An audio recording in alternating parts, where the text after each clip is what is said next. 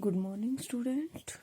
आज हम पढ़ेंगे एनर्जी फ्लो इन इकोसिस्टम, मतलब पारिस्थितिकी तंत्र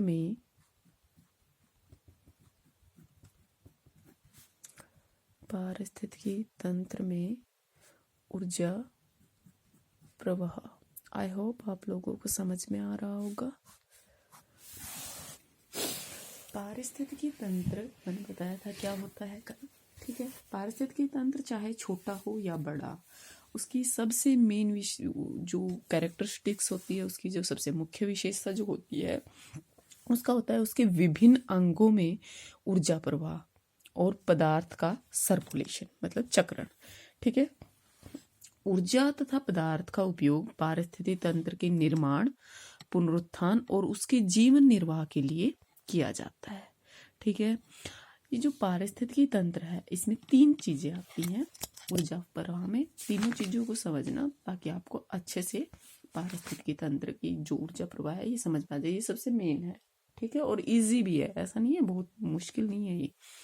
तो सबसे पहली चीज आती है इसमें पदार्थ चक्रण, ठीक है। वैसे इसको ये हेडिंग भी दे सकते हैं हम कि पारिस्थितिकी तंत्र के विभिन्न अंगों में पदार्थ चक्रण और ऊर्जा प्रवाह, मतलब दोनों ही चीज, ठीक है। देखो, सभी जो जीव हैं उनका जो निर्माण है तीन चीजों से मिलकर बना है। तीन तत्व हैं जिनसे वो मिलकर बना है। कौन कौन से? कार्बन, हाइड्रोजन और ऑक्सीजन,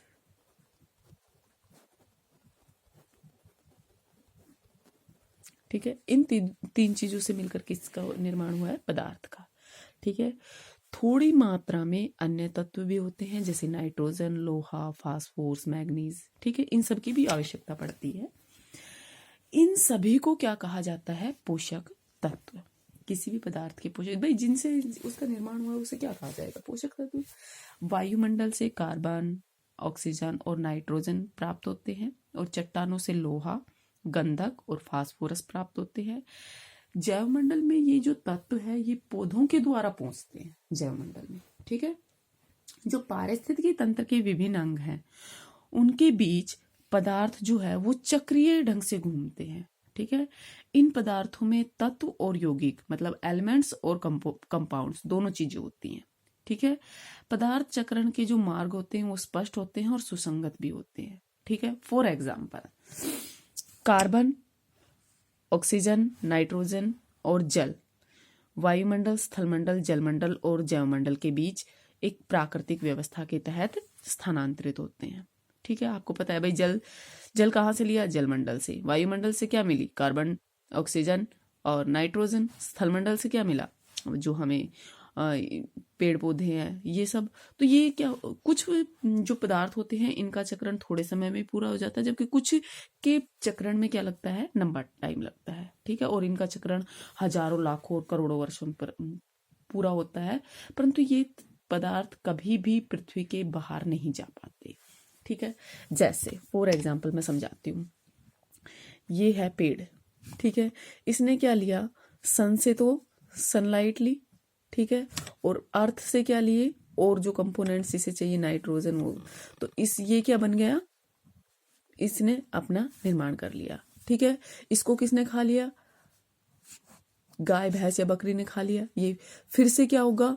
फिर से पेड़ उगेंगे, फिर यही सब प्रोसेस है। तो ये छोटी प्रोसेस है, लेकिन अगर हम देखें तो जो हमारा कोयला है वो क्या है? जब वनस्पति क्या होती है? दब जाती है अर्थ के अंदर, या मतलब भूकंप, ज्वालामुखी जब आते हैं तो वो अर्थ के अंदर चली जाती है, और करोड़ों वर्षों के बाद वो गर्म होती रहती है। मतलब जो प्रोसेस चलती रहती है, करोड़ों वर्षों के बाद क्या बनता है? वो पेट्रोल वगैरह बनता है, ठीक है। पेट्रोल मतलब खनिज तेल में वो बदल जाता है, ठीक है। और वो अपने आप से पृथ्वी से बाहर नहीं आ पाता। ये तो बाहर आ गए, लेकिन वो क्या होता है? अपने आप से पृथ्वी से बाहर नहीं आता, तो उसको खोजना पड़ता है, ठीक है। ये क्या था? पहला। सेकंड आता है ऊर्जा प्रवाह, एनर्जी फ्लो,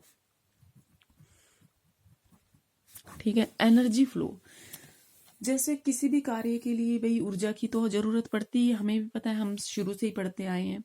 वैसे ही पारिस्थितिकी तंत्र के जो विभिन्न अंग होते हैं उनमें भी ऊर्जा का संचरण के द्वारा ही क्या होता है, कार्य होता है। पारिस्थितिकी तंत्र में जो ऊर्जा का प्रवाह है वो क्रमबद्ध स्तर की एक श्रृंखला में होता है, जिसे क्या बोलते हैं, फूड चेन, खाद्य श्रृंखला। क्या बोलते हैं इसे, फूड चेन या खाद्य श्रृंखला।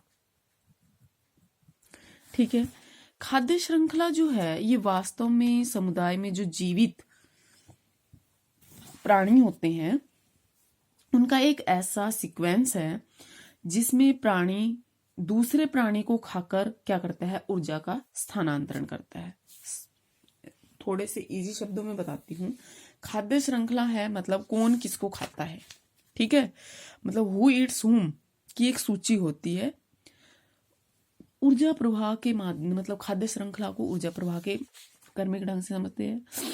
ठीक है, जैसे पहली बात मानिए कि खाद्य श्रृंखला में पहले स्तर पर कौन आता है, हरे पेड़ पौधे।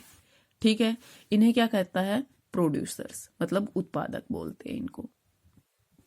ठीक है, प्रोड्यूसर्स। ये क्या करते हैं, मैंने बताया प्रकाश संश्लेषण की क्रिया द्वारा क्या करते हैं, जैव रासायनिक, मतलब ये जो प्रकाश संश्लेषण की क्रिया के द्वारा अपना भोजन बनाते हैं। और ये पौधे क्या करते हैं, प्रकाश ऊर्जा का उपयोग करके कार्बन डाइऑक्साइड तथा जल को रासायनिक ऊर्जा में बदल देते हैं। ठीक है, और जो पौधों में किसके रूप में, कार्बोहाइड्रेट के रूप में संचित हो जाती है, मतलब इकट्ठी हो जाती है। ऊर्जा रूपांतरण की जो ये प्रक्रिया है ये क्या कहलाती है, प्रकाश संश्लेषण, फोटोसिंथेसिस। ठीक है, इसके अंतर्गत क्या होता है, जो जीवनदायक जैव रासायनिक अणु है उनकी उत्पत्ति होती है। ऐसे पौधे जो प्रकाश संश्लेषण द्वारा अपना भोजन स्वयं अकार्बनिक पदार्थों से तैयार करते हैं उन्हें क्या कहता है, स्वपोषित। कल बता दिया था ये सारी बातें तो। ठीक है, क्या बोलते हैं, स्वपोषित। ठीक है, अब ये पौधे बन गए। इन पौधों को या इन उत्पादकों को जो शाकाहारी प्राणी हैं वो क्या कर लेते हैं, खा लेते हैं। कौन खा लेता है, हर्बीवर्स, शाकाहारी प्राणी, मतलब बकरी खा लेती है। ठीक है, बकरी खा लेती है, कीट, चूहे, भेड़, बकरी, गाय, भैंस, कोई भी खा सकता है। और ये क्या कहलाते हैं, ये जो इनको खाते हैं इनको बोलते हैं हम प्राथमिक उपभोक्ता।